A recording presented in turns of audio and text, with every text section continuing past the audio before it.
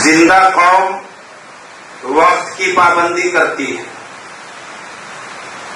زندہ قوم اپنے وقت کو بے مقصد فضول اور لایعنی کاموں میں برباد نہیں کرتی.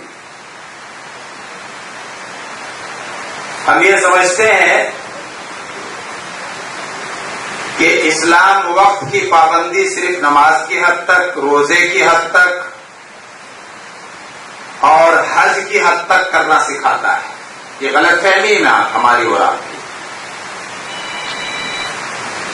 نماز جو دن رات میں 5 وقت فرض کی گئی ہے، ان الصلاۃ کانت علی المؤمنین کتابا موقوتا، وقت کی پابندی کے ساتھ نماز فرض کی گئی ہے.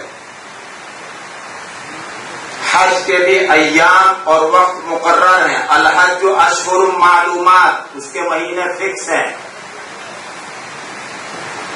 روزے کا بھی ٹائم مقرر ہے. وَأَتِمُّوا الصِّيَامَ إِلَى اللَّيْلِ، رات تک روزے کو پورے کرو. یہ 3 اہم عبادات جو اسلام میں ہیں، ان تینوں سے وقت کی پابندی کا درس ملتا ہے. ہم نمازوں کے پابند نہیں رہے تو دوسری چیزوں میں بھی وقت کی پابندی نہیں کر پاتے.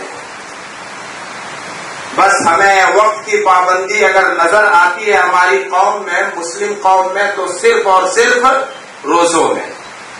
گھڑیوں کے بڑے پابند چلتے ہیں، اس میں بہت پنکچوئل ہو جاتے ہیں کہ بالکل لیٹ نہیں ہونا چاہیے.